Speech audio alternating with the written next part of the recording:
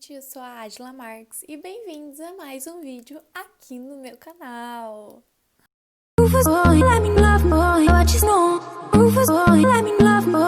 Gente, hoje vai ser um vídeo assim bem descontraído, tanto é, tô até segurando aqui o microfone. Descontraído, mas não tanto, né? Não tanto. Para falar um pouquinho mais sobre a minha história, para vocês me conhecerem um pouquinho mais. Quando eu iniciei, né, vamos começar do início de tudo, assim. Quando eu iniciei minha jornada aqui no YouTube, quando eu comecei a postar os vídeos mesmo, até mesmo em pensar em postar os vídeos, quando eu ainda nem tinha começado, eu já pensava em falar muito sobre mim, sobre a minha vida, sobre tudo, sabe? Aí, quando eu apareci aqui no YouTube, eu vi que é difícil a gente se expor, né? É difícil a gente trazer nossa verdade, é difícil a gente trazer pro público o que a gente é. E eu prefiro, né? Tô tentando me desconstruir, porque é tão mais fácil trazer uma marca pra vocês, trazer uma técnica e falar somente dela. É muito mais fácil a gente falar do outro, de outra coisa, do que a gente falar da gente mesmo, a gente se abrir aqui, se abrir às críticas, falar da nossa história. Eu tenho muito orgulho da minha história. Você tem orgulho da sua história? Eu sou muito orgulhosa do que eu sou hoje, do que eu já passei. E é por isso que me motivou muito trazer para vocês um pouquinho do que eu sou, falar um pouquinho do que eu passei, simplesmente com o intuito não de vir mostrar o que eu passei, não, simplesmente com o intuito de mostrar. Se você estiver passando algo semelhante, tenho certeza que você não está sozinha, tá? Início assim de tudo, né? Eu nunca vim trazer para vocês realmente minhas histórias, contar um pouquinho mais sobre mim. É uma coisa que eu quero vir com mais frequência falar para vocês irem conhecendo mais, conhecer mais a Adila pessoa, sabe? Não só a Adila maquiadora, não só a Adila profissional, mas a Adila pessoa, a Adila com sentimentos, a Adila com os seus sonhos. Eu quero que vocês vivam os meus sonhos junto comigo, as vitórias junto comigo, então eu acho muito importante trazer esses conteúdos aqui. E se você gosta desse tipo de conteúdo, não esquece já de curtir esse vídeo, né? Se inscreve aqui também no canal e ative os sininhos para você não ficar por fora de nenhum vídeo. Hoje eu resolvi trazer a história, né, da minha gravidez na adolescência, como que foi. Vou começar bem do início para vocês entenderem a situação, como que foi, a história, todo o nosso trajeto, né? Quando eu tinha 13 anos, eu, eu comecei a sair. Sair não, eu sempre tive minhas amigas, eu sempre morei em uma cidade pequena, né? E quando eu tinha 13 anos, eu dei o meu primeiro beijinho. Muito precoce, por sinal, mas dei o meu primeiro beijinho, fui me descobrindo, por sinal, fui uma das meninas a beijar alguém um pouco mais tarde. E com consequência disso, um pouco, né, porque eu ainda, quando a gente está nessa idade da adolescência, a gente acha que é tudo pra ontem, né? Hoje eu tenho 23 anos e mudaria muita coisa. Porém, tudo que eu passei foi o que me construiu hoje, não te motivando a seguir os meus passos, muito pelo contrário. Porém, eu queria estar junto, né, com elas. Então, assim, todas já estavam à frente de mim e eu sempre era daquela de estar mais atrás. Na primeira menstruação, no primeiro beijo, eu sempre estive atrás de todas as minhas amigas, né? E com isso, eu conheci um garoto mais tarde, a gente Eu dei aquele primeiro beijinho, assim, que por sinal é horrível, né, gente? Primeiro beijo, todo mundo que eu converso fala isso. E assim, segui, né? Com 14 anos eu conheci um garoto 7 anos mais velho que eu. E eu tinha 14, ele tinha 21, então ele já era um homem, não era um garoto. Já era um homem. E a gente se envolveu e a gente foi se conhecendo. Passou alguns tempos, né? A gente teve a nossa primeira noite, a nossa primeira relação, e a gente não se cuidou. E aconteceu que eu tava num período fértil, também não me conhecia essa parte, quando é fértil, quando não é. Por isso que a educação sexual dentro de casa, ela é muito... ela deveria parar de ser um tabu e estar um pouquinho mais presente, né? Infelizmente, o nosso Brasil ainda trata isso como um verdadeiro tabu. Falar sobre sexo dentro de casa é, é uma coisa que é errado e que, na verdade, deveria ser feita, né? Não como estimulante, mas sim como um preservativo, como uma preservação, a pessoa conhecer o próprio corpo dela, o próprio tempo dela, e a pessoa saber que tudo vai acontecer no seu exato momento e que não precisa ser apressado, né? E eu não. E eu achei que eu deveria dar um passo à frente de todo mundo. Que foi quando, né, eu me envolvi. Sabe aquele tipo de garoto capricho? Era aquele tipo de garoto capricho. Meninas de 15 anos não se iludam com o tipo de meninos garotos caprichos. Não se iludam com esse tipo de meninos. Mas, enfim, história é própria história, assim, né? Minha própria história. Eu me iludi com o garoto capricho, porque é o nosso primeiro amor, né, gente? A gente acha que ama e a gente acaba se entregando pra pessoa errada, fazendo tudo errado. E certo dia aconteceu, no outro dia a gente já não me quis, né? Porque vocês sabem, eu só queria tal coisa, que no outro dia já não me quis. E eu fiquei muito frustrada, fiquei bem chateada. Passou 2 semanas e eu descobri. Descobri não, não veio minha menstruação. E eu fiquei com muito medo mesmo. Passou mais 2 semanas e não veio. Então já teria feito um mês. E eu tava com mais medo ainda. Aí passou mais 2 semanas e não veio. E eu com medo e não contei pra ninguém. Aí passou mais 2 semanas e não veio. E eu já comecei a ficar paranoica, né? E passou mais uma semana, também não veio. Aí eu saí com os meus amigos para comer uma pizza. E quando eu cheguei na pizzaria eu já não conseguia comer. Porque eu não gostava nem me repugnava o cheiro da pizza. E eu tinha muita vontade de vomitar e eu não conseguia. Aí que eu saquei tudo e tinha acabado de cair a chave do que estava acontecendo. A minha barriga foi crescendo e eu sem contar nada pra ninguém. Quando eu contei pra uma amiga e ela me deu os mais maus conselhos que uma pessoa poderia dar, resolvi ligar pra ele, pro pai, e ele logo tirou o pé. Não quis, né? Não quis, era muito novo, foi assustador no início.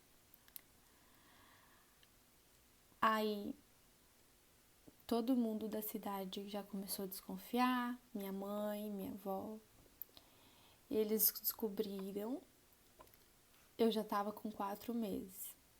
E comecei aí fazer o meu pré-natal, tudo. Comecei a fazer meu pré-natal, eu tinha 4 meses de gestação e já descobri o sexo do meu filho, que era um menino.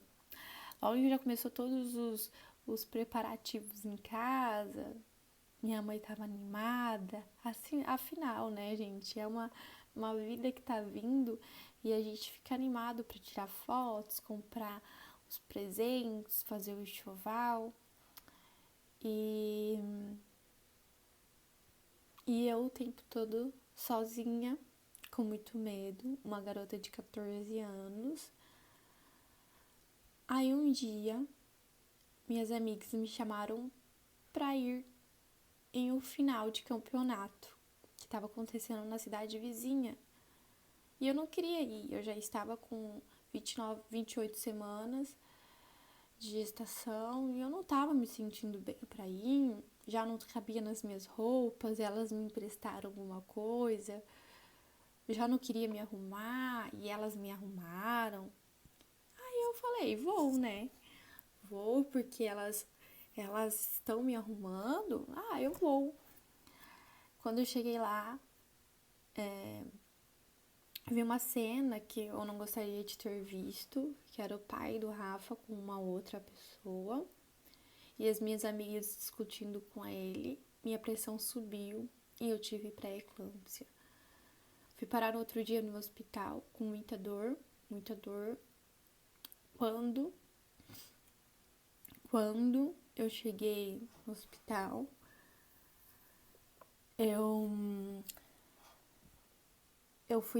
tive que ir para um hospital maior, que eu precisava de UTI para mim e para o neném. E eu me perguntava o tempo todo, por que comigo, né? Porque assim, eu não quero que perder, sabe? É meu. E daí começou a minha batalha, que foi quando eu fui para Cascavel, que é uma cidade vizinha, precisei de UTI. Fiquei 2 dias em trabalho de parto, tentando segurar com todas as minhas forças do universo. E ali eu já não queria mais...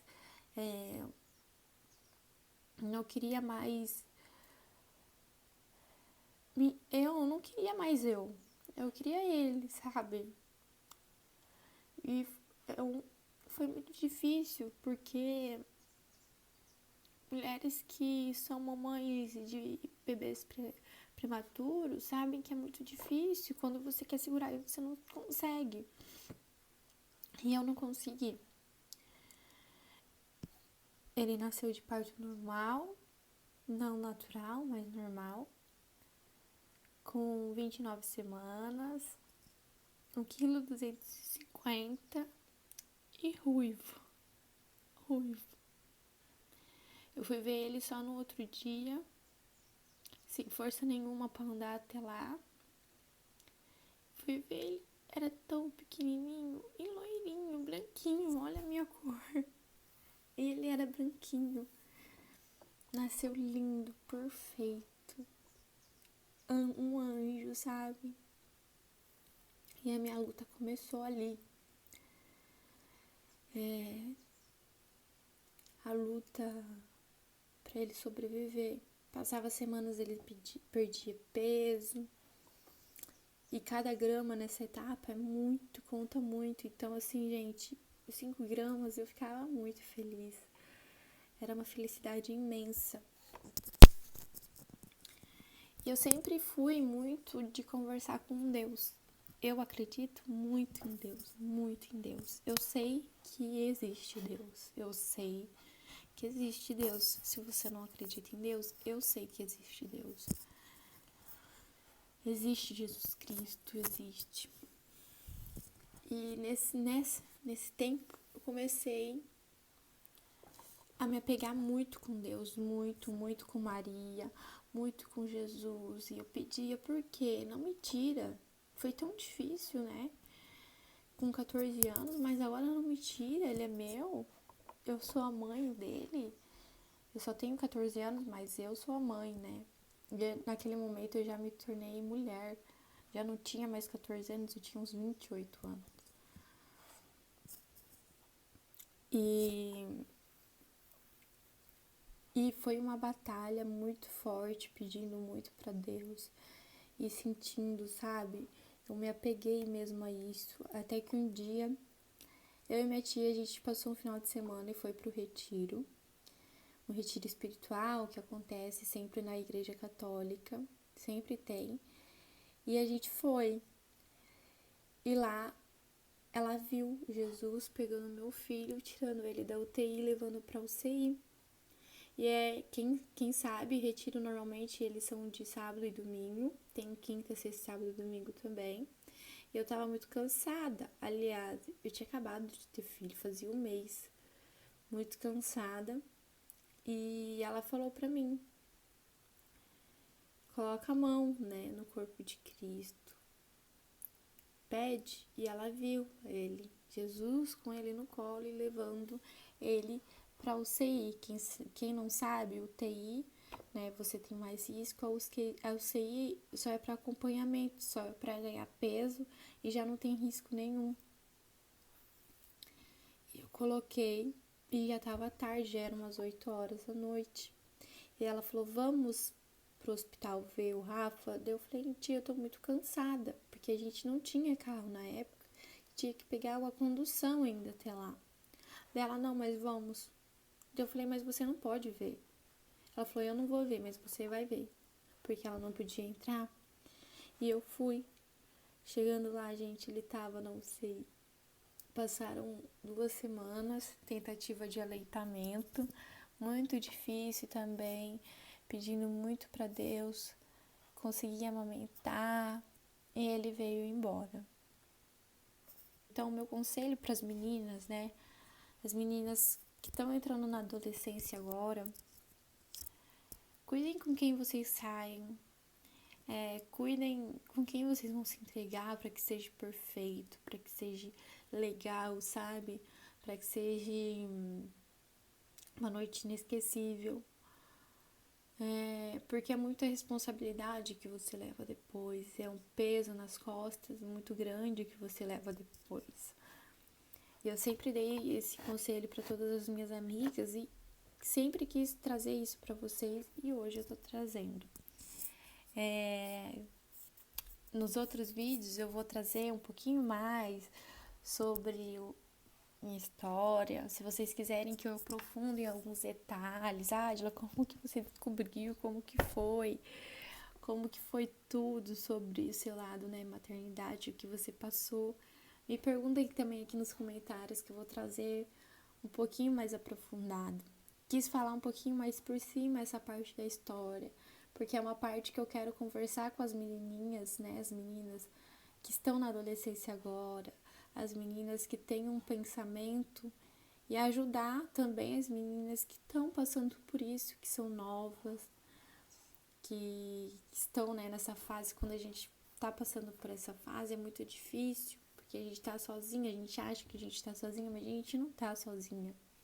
Então, nos outros vídeos eu vou trazer um pouquinho mais para falar com vocês sobre isso. Quero muito ajudá-las, é uma coisa que muita gente pede para mim, né?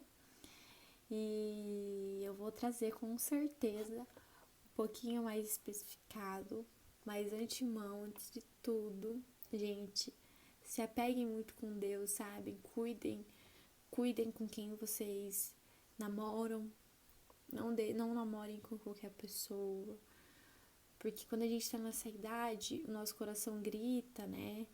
A gente tem muitos hormônios, tudo é muito rápido, tudo é muito intenso. E na verdade, vocês têm que ter um pouquinho mais de calma, falando por mim mesma. E quem está passando por isso, quero que você saiba que você não está sozinha, que tem um Deus com você, que é você levantar a sua cabeça, você erguer a sua cabeça e que você vai conseguir passar por tudo. Eu tenho muita certeza disso, tá bom? E é isso, gente, minha história de início, né? Depois como eu disse, eu vou trazer um pouquinho mais sobre ela. Essa é a primeira parte. Vou falar um pouquinho mais sobre os detalhes. Se vocês quiserem saber também sobre a pré-eclâmpsia, sobre a doença, como foi a adaptação do Rafa em casa, sobre prematuro, eu posso trazer também, mas de início é isso. Espero muito que você tenha gostado do vídeo. Se você gostou do vídeo, não esquece, gente, de curtir ele. Me sigam também nas redes sociais, que é @adilanatanamarques. E me deixa aqui também nos comentários sugestões sobre os próximos vídeos, o que vocês querem saber. Eu sempre respondo tudo aqui. Gosto muito de ler tudo que vocês deixam. E é isso. Beijão e até a próxima.